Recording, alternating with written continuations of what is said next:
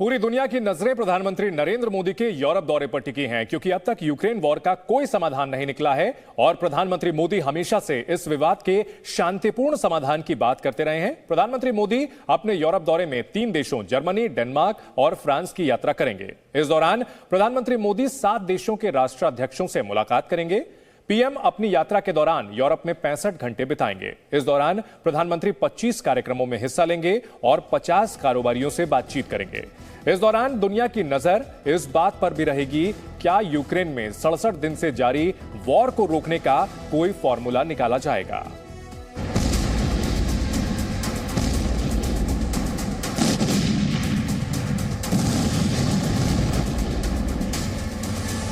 यूरोपीय देश इस वक्त एक दहशत के साथ जी रहे हैं कि कहीं यूक्रेन में लगी आग की चिंगारी उनके देशों में भी बारूदी धमाके न शुरू कर दे। रूस के मिसाइल हमलों से सीधी तबाही तो यूक्रेन के अंदर ही दिखाई दे रही है, लेकिन इस युद्ध का असर पूरे यूरोप पर पड़ा। दुनिया चाहती है, यूरोप चाहता है युद्ध खत्म हो जाए, लेकिन ये होगा कैसे? फॉर्मूला किसी के पास नहीं। और इस मुसीबत के बीच यूरोप के 3 देश भारत के प्रधानमंत्री नरेंद्र मोदी की अगवानी की तैयारी कर रहे हैं। जर्मनी, डेनमार्क और फ्रांस की यात्रा पर जा रहे प्रधानमंत्री मोदी की तरफ इस वक्त सारी दुनिया की निगाहें टिकी हैं। सवाल यही है, जिस विवाद को खत्म करवाने की सारी कोशिशें नाकाम हो चुकी हैं, क्या भारत उसमें कोई बड़ी भूमिका निभाने वाला है? जिस वक्त मोदी इन देशों में होंगे, वो यूक्रेन वॉर जोन के सबसे नजदीक होंगे। प्रधानमंत्री नरेंद्र मोदी सबसे पहले 2 मई को जर्मनी पहुंचेंगे, जिसकी राजधानी बर्लिन से कीव की दूरी 1351 किलोमीटर है। इसके बाद प्रधानमंत्री नरेंद्र मोदी डेनमार्क जाएंगे, जिसकी राजधानी कोपेनहेगन से कीव की दूरी 1785 किलोमीटर है। इसके बाद प्रधानमंत्री फ्रांस जाएंगे, जिसकी राजधानी पेरिस से कीव की दूरी 2372 किलोमीटर है।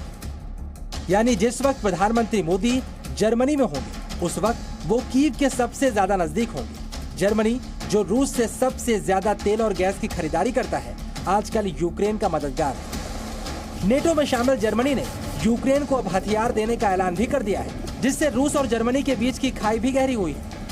इस बीच जब प्रधानमंत्री नरेंद्र मोदी जर्मनी पहुंचेंगे, तो भारत जर्मनी के बीच संबंधों को मजबूत बनाने के साथ साथ यूक्रेन रूस विवाद का मुद्दा भी अहम होने वाला है। कहीं ना कहीं बात जो रूस और यूक्रेन जंग है उस पर भी होगी, क्योंकि वो एक बड़ा मसला रहा है और रहेगा आने वाले कुछ महीने और कुछ सालों के लिए, क्योंकि उससे यूरोप काफ़ी घबराया हुआ है। और हमने देखा कि यूरोपीय नेताओं का भी काफ़ी एक तरफ से एक बी लाइन, एक काफ़ी सारे जो नेता है वो दिल्ली भी आते रहे हैं और अब प्रधानमंत्री यूरोप आ रहे हैं, तो ये एक लाजमी है, ये एक बड़ा मुद्दा रहेगा। मोदी के यूरोप दौरे में बहुत कुछ पहली बार होने वाला है। जैसे रूस यूक्रेन विवाद के बीच ये प्रधानमंत्री मोदी का पहला यूरोप दौरा है। इसके अलावा जर्मनी के चांसलर ओलाफ शोल्ज से भी प्रधानमंत्री मोदी की ये पहली मुलाकात होगी। वहीं इमैनुअल मैक्रों के दोबारा फ्रांस के राष्ट्रपति बनने के बाद किसी भी देश के राष्ट्राध्यक्ष से ये उनकी पहली मुलाकात होगी। खास बात यह है कि फ्रांस और जर्मनी के राष्ट्राध्यक्ष भी यूक्रेन रूस विवाद को सुलझाने की कोशिश कर चुके हैं। इमैनुअल मैक्रों और ओलाफ शोल्ज दोनों ने कीव और मॉस्को का दौरा भी किया। ऐसे में प्रधानमंत्री मोदी के साथ इन नेताओं की चर्चा पर सभी की निगाहें टिकी होंगी। प्रधानमंत्री ने भी कई प्लेटफॉर्म पर ये साफ साफ बता दिया, ये स्पष्ट कर दिया है कि हम युद्ध के पक्ष में नहीं हैं। हम किसी भी युद्धरत देश का पक्ष नहीं लेंगे। हम यही चाहते हैं कि ये इस समस्या का समाधान डिप्लोमेटिक चैनल्स के माध्यम से नेगोशिएटिंग टेबल पर हो। युद्ध से कुछ मिलने वाला नहीं है, इसलिए हमारी ये टाइम टेस्टेड पॉलिसी रही है। प्रधानमंत्री नरेंद्र मोदी यूरोप दौरे में जर्मनी के बाद डेनमार्क जाएंगे, जहां पर वो दूसरे भारत नॉर्डिक सम्मेलन में हिस्सा लेंगे। नॉर्डिक देशों के सम्मेलन में 5 नॉर्डिक देश शामिल होंगे, जिसमें स्वीडन, डेनमार्क, नॉर्वे, फिनलैंड और आइसलैंड शामिल हैं। नॉर्डिक देश स्वच्छ ऊर्जा तकनीकों के अगुआ हैं, जिसमें भारत लगातार दिलचस्पी दिखा रहा है। इसके अलावा नॉर्डिक देशों में शामिल स्वीडन और फिनलैंड से रूस नेटो में शामिल होने के मुद्दे पर नाराज चल रहा है। डेनमार्क के बाद प्रधानमंत्री नरेंद्र मोदी फ्रांस पहुंचेंगे, जहां पर राष्ट्रपति इमैनुअल मैक्रों से उनकी मुलाकात होगी। मैक्रो फिलहाल रूस के खिलाफ और यूक्रेन के साथ है।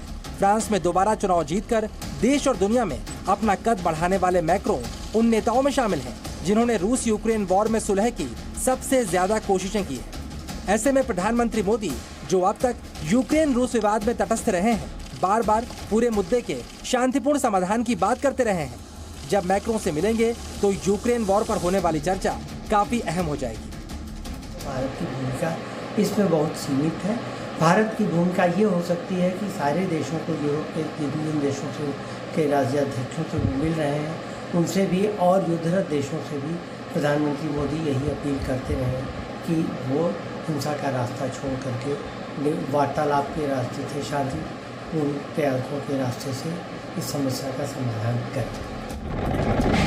फिलहाल जिस वक्त यूक्रेन में धमाके जारी हैं, बड़ा धमाका होने की आशंका भी जाहिर की जा रही है। प्रधानमंत्री मोदी का 65 घंटे का यूरोप दौरा खेल बदल भी सकता है। बर्लिन से सिद्धांत सिब्बल के साथ ब्यूरो रिपोर्ट, जी मीडिया। पूरी दुनिया जानती है कि रूस के राष्ट्रपति व्लादिमीर पुतिन और प्रधानमंत्री नरेंद्र मोदी काफी अच्छे दोस्त हैं, लेकिन यूरोप दौरे में प्रधानमंत्री मोदी की मुलाकात पुतिन के कुछ दुश्मनों से भी होगी। सबसे पहले प्रधानमंत्री मोदी जर्मनी के चांसलर ओलाफ शोल्ज से मिलेंगे, जिनके संबंध आजकल रूस से सही नहीं चल रहे। जर्मनी ने रूस के राजनयिकों को निष्कासित किया, जिसका बदला रूस ने भी उसी तरह चुकाया है। इसके अलावा जर्मनी ने यूक्रेन को हथियार देने का ऐलान करके रूस को और भी नाराज कर दिया है। फ्रांस के राष्ट्रपति इमैनुअल मैक्रों से भी प्रधानमंत्री मोदी की मुलाकात होगी। एक दिन पहले ही मैक्रों ने यूक्रेन के राष्ट्रपति वोलोदिमीर ज़ेलेंस्की से बातचीत की है। इस बातचीत के दौरान मैक्रों ने ज़ेलेंस्की को मदद जारी रखने का भरोसा दिया है। प्रधानमंत्री अपने इस यूरोप दौरे में नॉर्डिक देशों के नेताओं से भी मिलेंगे। इसमें फिनलैंड के प्रधानमंत्री सना मरीन और स्वीडन के प्रधानमंत्री भी शामिल हैं। ये दोनों देश यूक्रेन पर हमले के बाद रूस से डरे हुए हैं। स्वीडन और फिनलैंड ने अपनी सुरक्षा के लिए नेटो में शामिल होने का ऐलान किया है, जिससे रूस बेहद खफा चल रहा है। Presenting B News app, available on Google Play and App Store. Download it now.